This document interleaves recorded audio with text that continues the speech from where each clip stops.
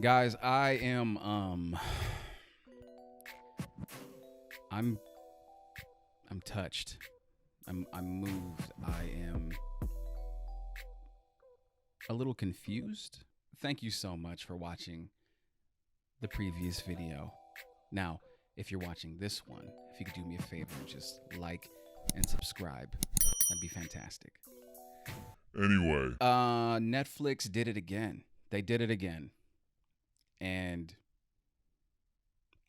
I am a little confused. So I come home one night during quarantine from doing nothing because it was quarantine. And I'm a little down. It's quarantine. You know, I haven't seen anybody. You know what happened during quarantine. You all went through it anyway. So I come home, turn on Netflix, and as we all do, scroll through Netflix looking for something to watch. You don't find anything that you want to watch. You just kind of land on something that you're willing to compromise with. And I found a mother banger. So I click on my Octupus teacher, and I don't watch any trailers or anything. I go into it pretty blind. And it starts with a guy named Craig, my dog Craig, very handsome white guy. And Craig's going through it. Craig is going through it. He doesn't really get into what's going on, but he hints that maybe his family's not doing well. Now, I sympathize because I'm in a semi-dark space. So I'm starting to feel for this guy. And Craig decides to deal with his emotions by going diving in the ocean. And we all do that, right? When we are going through stuff, we don't talk to anybody. We don't go to see therapy. Who the fuck does that? We go deep dive in the ocean. And while he's deep diving, he comes across an octopus. Now, you and I, if we see an octopus in any type of water, it's just an octopus. But no. This octopus, as Craig describes, is special. Sometimes you just get a feeling and you know there's something to this creature that's very unusual. There's something special about her.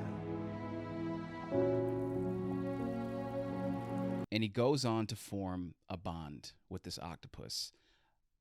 A bond so strong that he decides to visit her every single day of his life. And then I had this crazy idea. What happens if I just went every day? every day. That's the type of motherfucking success I'm trying to get to. I want to have the time to go dive in the ocean with my son, who I'm probably traumatizing by doing this. And I'm watching this, and I'm a little weirded out. I'm not gonna lie. It's very beautifully shot. It's the vibe is very calming. They do a really good job at immersing you in this world. So I'm giving it a chance.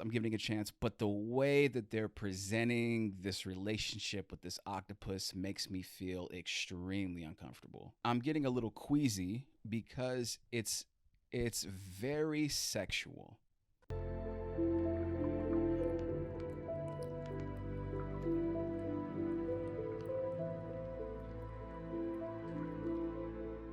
Something happened. You know, my only problem with my boy Craig is how he's shocked, or how he goes into detail about, at first it was a little bit hesitant to come up to me, and then over time it just kind of, got used to me.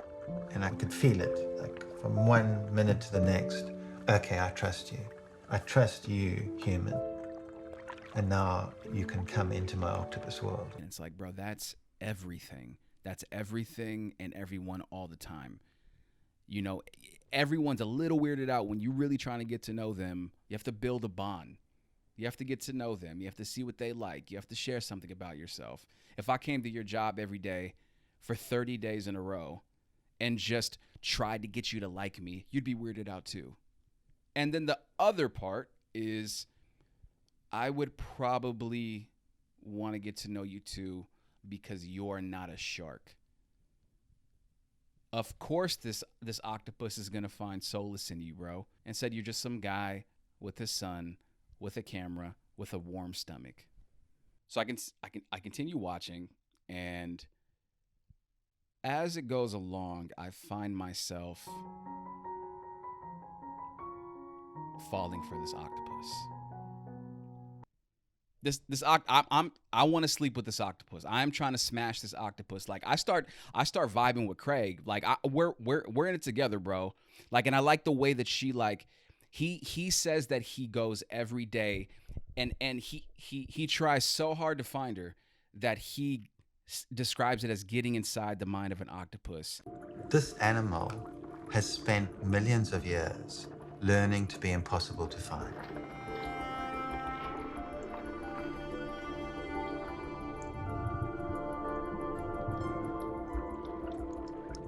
I had to learn what octopus tracks looked like. He tracks her down. He follows her prints all around. Like, that's got to be some good ass. I'm sorry. I don't mean to be I don't mean to be crass, but I start falling in love with this octopus, and I'm like, yeah, she is kind of thick. You know what I'm saying? Like, everything about her is very majestical, and then I start rooting for this dude. I'm like, yeah, you that octopus. You know, I am still thinking about his wife, but damn, I'm not condoning cheating at all. But Craig, my dog Craig, do your thing. So they develop this bond, and gets me quite emotional. The boundaries between her and I seem to dissolve. Just the pure magnificence of her. But I can't help but think, you know, men will just go to the nth degree to deal with shit instead of just talking to someone. Look, therapy isn't for everybody. I understand. It's helped me quite a bit, but hit up a homie. And here's the thing that I'm mad about is his son. What is that relationship like? Like, I'm sure he traumatized the hell out of his son.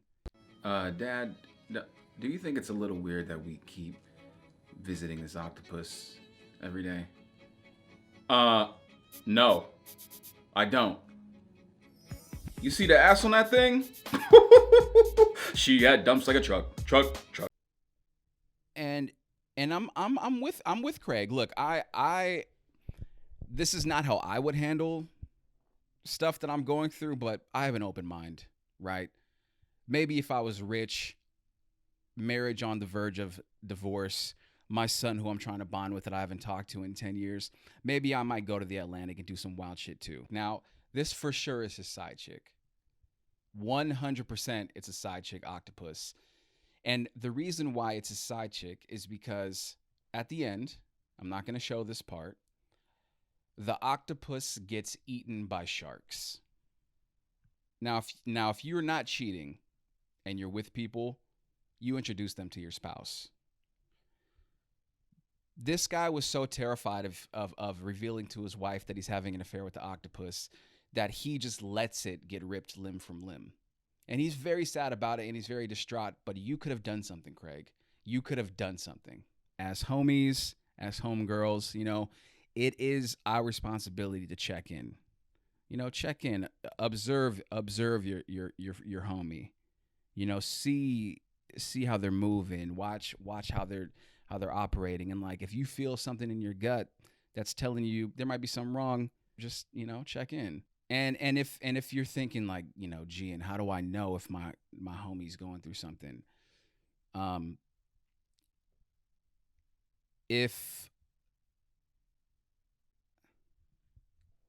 If you have a friend and he's very excited about, you know, a girl that he's dating or a guy that she's dating, and, you know, they're just like, oh, there's just something about him. You know what I'm saying? Like, I've never felt this way before. And they show you a picture and it's the Tasmanian devil. You know, you might want to touch base. But anyway, thank you for watching.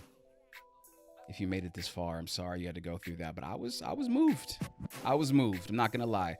I'm trying to get this octopus's number. At least the Instagram.